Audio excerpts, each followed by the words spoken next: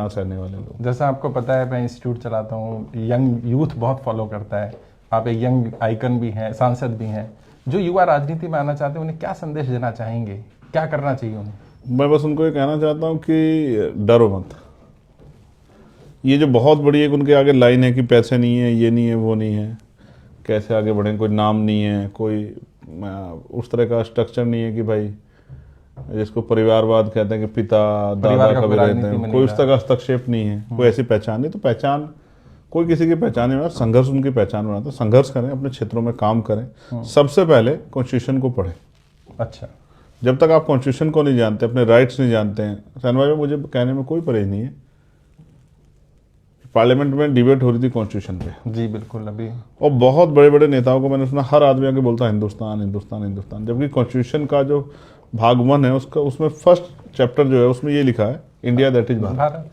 तो जब member of parliament जो हैं, मिनिस्टर्स जो हैं, वही कॉन्स्टिट्यूशन के अगेंस्ट जाके बोल रहे हैं, अब औरों से क्या उम्मीद करो? इससे स्पष्ट होता है कि देश में लोग अपने अधिकारों के प्रति जागरूक नहीं है, ना वो अपनी ड्यूटी जानते हैं, ना वो अपने राइट्स जानते हैं। तो पहले लोगों को, मेरी राय ये है नौजवानों को, पहले उनको पढ़ना चाहिए, संविधान पढ़ना चाहिए। एक पढ़ा लिखा नेता ही समाज में बदलाव ला सकता है, जो सरकार से आंख में आंख डाल के जवाब मांग सके। उसके लिए पहले आपको जागरूक होना पड़ेगा, फिर आप जाके जनता को जागरूक। जिस दिन जनता जागरूक होगी फिर क्रांति होगी। अभी मैंने ना बोला था कि चंद्रशेखर जी आएंगे किसी ना किसी दिन, तो ऑडियंस कहते हैं एक सवाल जरूर पूछना, उन्हें डर नहीं लगता क्या? गोली भी लग गई, किस बात का? अभी सरकार से लड़ रहे हैं डायरेक्ट, और डायरेक्ट अभी भी आपने अटैक किया। मैं सरकार से नहीं लड़ रहा, मैं लोगों के लिए लड़ रहा हूँ। फर्क है। मेरी सरकार, अच्छा कल ये सरकार बदल जाए फिर मैं क्या करूंगा? कोई भी सरकार अगर किसी के हक को छीनने का काम करे तो मैं लड़ूंगा। भी लड़ेंगे। Yes definitely. जब तक वो सरकार बाबा साहब अम्बेडकर के विचारों पे, यानी कि आम आदमी की सरकार नहीं होगी, जनता का उसमें हस्तक्षेप नहीं होगा, और वो सरकार जनता के हितों के लिए काम नहीं करती, तो लड़ाई जारी रहेगी।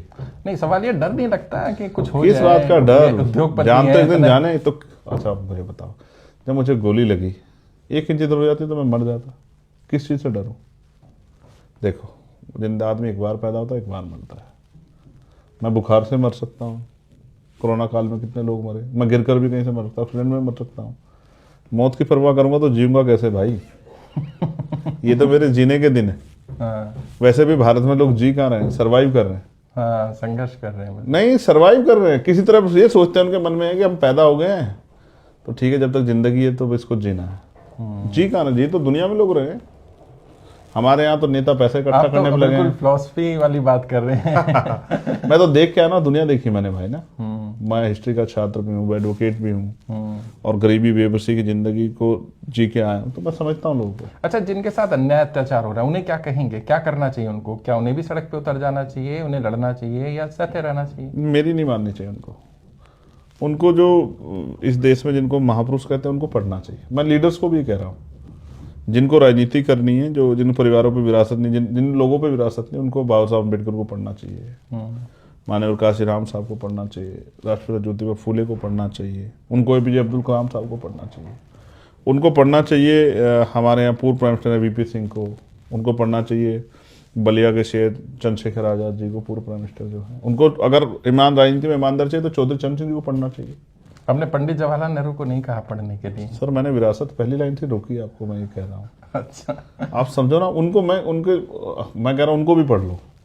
मैं ना नहीं कर रहा किसी को, लेकिन जिनको मैंने जिनको पढ़ा और जिनको पढ़ने के बाद मुझे लगता है कि जीवन में बदलाव होता है, मैं गांधी जी के लिए भी कह रहा हूँ, उनको भी पढ़ना चाहिए। अगर बहुत थोड़ा सा हिस्सा हटा दिया जाए तो काफी चीजें, तो ऐसा नहीं कि उन्होंने सुधार के लिए बहुत काम किया। और मुझे कोई अधिकार नहीं किसी पर आलोचना करना, नेहरू जी पे ना गांधी जी पे, लेकिन सवाल ये है कि मैं अम्बेडकराइट हूँ और मैंने जो अम्बेडकर मूवमेंट से जुड़े लोग हैं उनको पढ़ा है।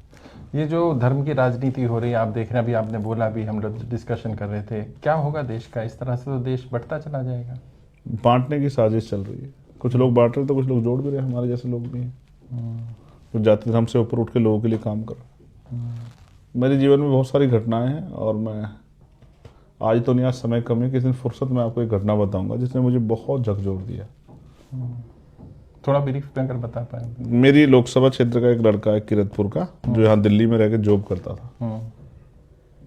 अब ये पूरा एग्जैक्ट नाम नहीं बता पाऊंगा, अग्रवाल करके कुछ था। उसकी यहाँ वो बीमार हुआ बीमार होने के बाद किसी ने इन्फॉर्मेशन की तो पुलिस उसको हॉस्पिटल ले गई, हॉस्पिटल में उसकी जान चली गई। उसके परिवार के लोग 2 दिन रहे यहाँ, मुझे देर से सूचना मिली। वो पोस्टमार्टम नहीं चाहते थे क्योंकि वो बीमार होने से डेथ हाँ, हुई। उन्हें नेचुरल डेथ है। लेकिन पुलिस ने कहा कि वो हॉस्पिटल ने कहा कि हम पुलिस अगर कहेगी तो हम नहीं कराएंगे पोस्टमार्टम, अदरवाइज हम पोस्टमार्टम कराएंगे। और मैंने दिल्ली के सारे अधिकारियों को फ़ोन किया नीचे लेके ऊपर तक, फ़ोन रिसीव नहीं किया। अच्छा, डीसीपी को, एसीपी को, एक एसीपी ने उठाया, उन्होंने कहा सर मैं छुट्टी पे हूँ, मेरे यहाँ कोई और है। उन एसीपी को किया, डीसीपी को किया, कमिश्नर को किया, सबको किया। मरते रहो, आप क्या फर्क पड़ता है। उनके फादर से मुझे माफ़ी मांगनी पड़ी, सर मैं आपकी कुछ मदद नहीं कर पाया। लेकिन मैं सीरियसली कह रहा हूँ, क्या उसके परिवार की मदद होनी चाहिए नहीं थी? बिल्कुल होनी चाहिए, बिल्कुल। और अगर रिस्पॉन्सिबल अधिकारी जवाब नहीं देंगे तो कौन जवाब देगा? वो फोन नहीं रिसीव कर रहे हैं। दुख की बात है। सामने वाला किस पोजीशन में आपको नहीं पता है, वो आप पे भरोसे से फोन कर रहा है, फोन नहीं रिसीव कर रहा। आप चलिए उस समय आप बिजी हो, लेकिन आप पलट के भी फोन कर सकते हो। हाँ, और एक सांसद कर रहा है, एक आम इंसान हो तो फिर तो छोड़ दो उनको। मैं कह रहा हूँ कि इंसान आपको का नहीं क्या- पता कि सामने से कौन फोन कर रहा है। हाँ, लेकिन आम इंसान का तो क्या हाल होता होगा। यही कह रहा हूँ आपसे, किस किस से लड़ना है। सवाल ये बहुत कुछ है। एक लास्ट सवाल, यूथ को क्या कहना चाहेंगे? क्या अगर वो पॉलिटिक्स में आना चाहते हैं, आना चाहिए, नहीं आना चाहिए? आना चाहिए, बदलने के लिए आना चाहिए। इनको ये बार बार लगातार ये कहा गया कि यूथ जो है वो अभी वो नो सिखिया है, उसको नहीं आना चाहिए। ये कह गया कि वो उनको 60 साल तक ले जाना चाहते हैं कि वो जब समझौते की राजनीति करना सीख जाए, जिससे वो बदलाव ना वो यूथ ही ना रहे। जिससे वो बदलाव ना कर पाए। क्योंकि जिनके बाल काले होते हैं वही बदलाव के बारे में सोच सकते हैं। 60 साल के बाद तो आदमी सोचता है कि इस तरह मेरी लाइफ जो बचाव जीवन में कट जाए। मैं एक और आपके उस पर भी कहना चाहता हूं।